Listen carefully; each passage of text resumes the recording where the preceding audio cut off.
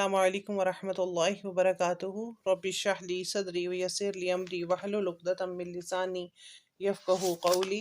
अल्हम्दुलिल्लाहि रब्बिल आलमीन वस्सलातु वस्सलामु अला सय्यिदिना मुहम्मदिन ख़ातिमिन नबिय्यीन व अला आलिहि व अस्हाबिहि अजमईन। अब फ़इन ताबू व अक़ामुस्सलाता व आतुज़ ज़काता फ़ख़ल्लू सबीलहुम। अल्लाह ताला के इरशाद की तफ़सीर के अगर वो काफिर तौबा कर लें और नमाज पढ़ें और ज़कात दें तो उनका रास्ता छोड़ दो। हदीस नंबर 24 आज पढ़ेंगे।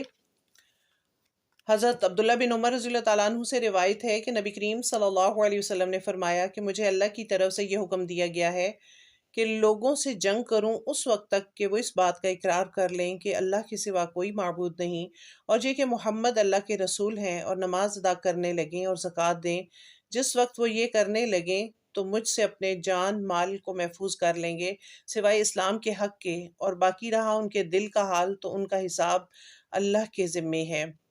इस्लाम दीन फितरत है अगर देखा जाए, इसलिए कि अल्लाह के नज़दीक किसी इंसान के लिए यह हरगिज़ रवा नहीं कि वो अपने फितरी रास्ते को छोड़कर किसी दूसरे गलत राह पर चल पड़े।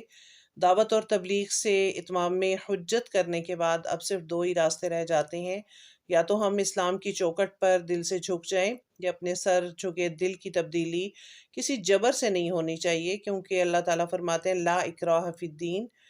खुद इस्लाम का ये एक असूल है आज़ादी का। इस्लामी सोसाइटी में जिन अफराद से मुरक्कब होगी उसके ज़ाहिर ही का एतबार होगा। अगर वो इन रसूम और कवायद और इन मज़ाहिर और मरासिम की पाबंदी करेंगे जिनका लिहाज एक मुसलमान के लिए ज़रूरी करार दिया गया है, तो वो यकीनन मुस्लिम माशरा ही के अफराद शुमार होंगे। अब रही उनके दिल की कैफियत, उनके बातिन का मामला अल्लाह के सुपुर्द है। वो खुद आखिरत में उनसे निबट लेगा। दुनिया में ख्वाह किसी की नीयत को टटोलना और उस पर कोई हुक्म लगा देना महज नादानी का काम है।